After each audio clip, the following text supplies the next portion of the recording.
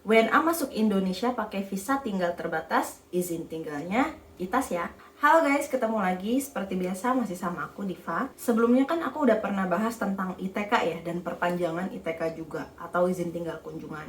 Kali ini aku pengen ngebahas tentang ITAS atau izin tinggal terbatas. Apa itu ITAS? Ini bisa kita lihat di Permenkumham nomor 22 tahun 2023.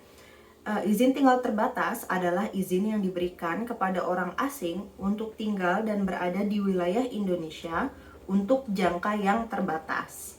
Kalau ITK yang sebelumnya itu kan di definisinya untuk waktu singkat ya guys. Nah, ITAS ini untuk jangka yang terbatas. Jadi secara waktu nggak sesingkat kayak ITK, tapi tetap aja tidak sepanjang ITAP nanti. Jadi ini jangka waktu yang terbatas. Buat WNA mau di Indonesia dalam jangka waktu terbatas. Contohnya kayak suami aku itu kemarin masuk Indonesia pakai VITAS, visa tinggal terbatas yang indeksnya E31A. Dan dia pilih yang 2 tahun. Kemarin itu pilihannya ada yang 1 tahun, ada yang 2 tahun. Jadi sekitar segitulah. Kalau ITK kemarin kan itu lebih pendek ya, ada yang beberapa bulan aja atau beberapa minggu. ITAS ini buat WNA apa aja sih? WNA apa aja yang bisa dapat ITAS, izin tinggalnya? Ini kita lihat dulu di Undang-Undang Imigrasi ya, yang pasal 52. Izin tinggal terbatas diberikan kepada A. Orang asing yang masuk wilayah Indonesia dengan visa tinggal terbatas. Yang ini clear, kan sebelumnya aku udah sering bilang, visa yang dipilih WNA itu mempengaruhi jenis izin tinggal yang mereka dapatkan. Kalau WNA masuk Indonesia pakai visa kunjungan, izin tinggalnya izin tinggal kunjungan nanti yang didapat. Terus kalau masuknya pakai visa tinggal terbatas, ya izin tinggal yang didapat itu izin tinggal terbatas atau ITAS. Kayak suami aku masuk Indonesia pakai visa tinggal terbatas atau VITAS indeks E31A. Pas di Indonesia terbit izin tinggalnya itu izin tinggal terbatas atau ITAS ya. Sama juga misalkan pakai visa tinggal terbatas indeks lain kayak indeks E30A. Buat kalian yang pengen tahu visa tinggal terbatas pilihan-pilihan kayak indeksnya itu ada apa aja, bisa lihat di website imigrasi ya. Itu bisa lihat kalian ke migrasi.go.id terus ke pilihan visanya. Terus selanjutnya yang B, anak yang pada saat lahir di wilayah Indonesia, ayah dan atau ibunya pemegang izin tinggal terbatas. Ini sama kayak waktu aku bahas video tentang ITK itu. Jadi kalau ada anak yang lahir di Indonesia dan saat itu ayah atau ibunya atau dua-duanya itu pemegang ITAS, kalau di sini kan ITAS ya. Misalkan gini deh, aku kan WNI, suami aku WNA, pemegang ITAS. Terus katakan selama suami aku ini punya ITAS, aku melahirkan anak, kita punya anak. Nah, anak ini juga berhak dapat ITAS gitu ya. Selanjutnya yang cek, orang asing yang diberikan alih status dari izin tinggal kunjungan. Sebelumnya kan waktu aku bahas ITK atau izin tinggal kunjungan, itu aku kasih tahu bahwa ITK itu bisa dikonversikan atau dialih statuskan atau diganti atau dirubah menjadi ITAS. Pastinya ada syarat-syaratnya ya. Maksud poin C itu kayak gini. Jadi WNA yang tadinya izin tinggalnya ITK terus mengajukan untuk alih status ke ITAS, itu juga nanti kalau diterima ya dapat ITAS berarti. Tapi perlu diingat ya guys, gak semua WNA yang izin tinggalnya ITK itu bisa diganti jadi ITAS atau dialih statuskan jadi ITAS. Karena kalau berdasarkan website imigrasi nih, ITK yang berasal dari visa on arrival atau visa saat kedatangan dan bebas visa kunjungan itu tidak bisa dialih statuskan menjadi izin tinggal lain gitu. Jadi kalian pastikan aja di website imigrasi, misalkan kalian mau apply, misalkan WNA kalian mau apply visa kunjungan dulu nih. Terus kalian mikir, nggak apa-apa masuk Indonesia pakai visa kunjungan dulu. Nanti izin tinggalnya izin tinggal kunjungan. Terus baru deh nanti dialihin ke ITAS. Kan ITK bisa alih ke ITAS. Nah, kalian harus cek dulu visa di awalnya ini. Pas kalian baca, apakah visa ini nanti izin tinggalnya bisa dialih statuskan atau dikonversikan jadi jenis izin tinggal lain. Karena biasanya di website imigrasi itu ada kok tulisannya kayak gitu. Selanjutnya, yang D, nahkoda, awak kapal atau tenaga ahli asing di atas kapal laut, alat apung atau instalasi yang beroperasi di wilayah perairan dan wilayah yurisdiksi Indonesia sesuai dengan ketentuan peraturan perundang-undangan. Yang E, orang asing yang kawin secara sah dengan warga Indonesia, atau F, anak dari orang asing yang kawin secara sah dengan warga negara Indonesia. Saran aku sih supaya nggak terlalu pusing, misalkan kalian bertanya-tanya, ini WNA aku bisa dapat ITAS gak sih kalau ke Indonesia? Gampangnya tinggal kalian, pertama-tama pastinya kalian udah tahu kan tujuan WNA ke Indonesia mau ngapain. Habis itu cek di website imigrasi.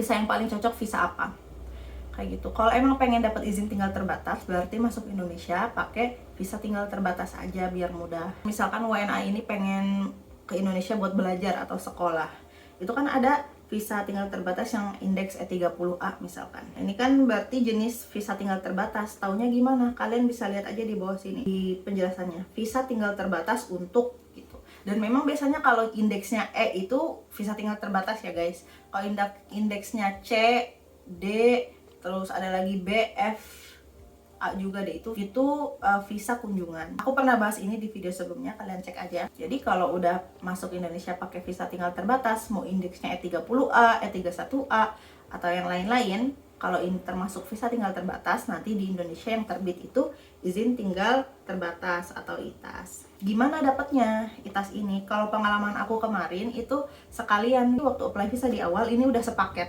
Kita udah sepaket ngedaftarnya itu visa, terus izin tinggal terbatas, terus juga izin masuk kembali, itu ada. Kalau kalian mau lihat detailnya bisa lihat video aku sebelumnya di mana aku itu lagi ngelakuin pembayaran. Di situ ada rinciannya bahwa ini aku membayar bukan visa doang, tapi izin tinggal, izin masuk kembali, verifikasi kayak gitu. Untuk daftar visanya sendiri itu udah pernah ya aku bahas banyak di video step by step. Kalian bisa lihat playlist aku aja gimana caranya apply visa secara online. Nanti kalau sudah terbit, visanya udah di approve, yang akan terbit itu visanya aja, dan WNA bisa masuk ke Indonesia. Kalau sudah di Indonesia, di bandara atau di perbatasan, nanti baru izin tinggalnya terbit. Kemarin tuh ITAS suami aku terbit kayak gini bentuknya, buat gambaran aja. Oke, selanjutnya WNA pemegang ITAS itu juga dapat yang namanya IMK atau izin masuk kembali, yang tadi aku sebutin itu. Ini tuh apa sih IMK itu? Biasanya juga diketahui sebagai multiple exit entry permit guys. Ini itu adalah izin untuk WNA, intinya sih buat keluar masuk Indonesia. Dengan IMK ini, WNA itu bisa keluar Indonesia dan masuk lagi tanpa harus ngurusin visa lagi dari awal. Jadi kan misalkan suami aku nih, ITAS-nya izin tinggal itunya kan berlaku 2 tahun. Dan dapat juga izin masuk kembali 2 tahun karena waktunya sama kayak ITAS-nya ini. Selama ITAS-nya ini aktif, misalkan suami aku mau ke Pakistan, ke negaranya, terus balik lagi ke Indonesia, itu dipersilahkan, tidak perlu nanti pas balik ke Indonesia lagi harus urus visa lagi dari awal karena punya izin masuk kembali gitu ya. Tapi dia nggak ada dokumen khususnya, pengalaman aku itu nggak kayak ITAS kan tadi ada dokumen khususnya file gitu ya. IMK itu nggak ada pengalaman aku. Untuk video tentang IMK pernah aku bahas juga sebelumnya. Kita lanjut ya. Ini bisa kita lihat di pasal 64-nya itu guys. Izin masuk kembali diberikan kepada orang asing pemegang izin tinggal terbatas atau izin tinggal tetap. Jadi kalau WNA-nya punya ITAS, atau nanti seterusnya kita bahas ITAP ya, itu bisa punya IMK juga. Di ayat 2-nya, pemegang izin tinggal terbatas diberikan izin masuk kembali yang masa berlakunya sama dengan masa berlaku izin tinggal terbatas. Kalau ITAS-nya WNA itu berlaku 1 tahun, IMK-nya 1 tahun. ITAS-nya 2 tahun, IMK-nya 2 tahun. Selanjutnya, ini ada tambahan sedikit. Ini untuk WNA pemegang ITAS yang menikah dengan WNI. Kayak kasus suami aku nih sama aku.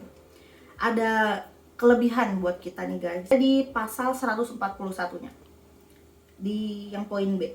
Suami atau istri dari perkawinan yang sah dengan WNI yang usia perkawinannya lebih dari 2 tahun dan memegang izin tinggal terbatas berdasarkan Undang-Undang Nomor 9 Tahun 92 tentang keimigrasian dapat langsung diberikan izin tinggal tetap menurut ketentuan undang-undang ini. Ini suatu perks atau kelebihan buat kita yang WNA-nya nikah dengan WNI. Oke, itu video kali ini buat kita semua. Jangan lupa buat kalian yang punya info lebih atau lebih berpengalaman, share di kolom komentar ya.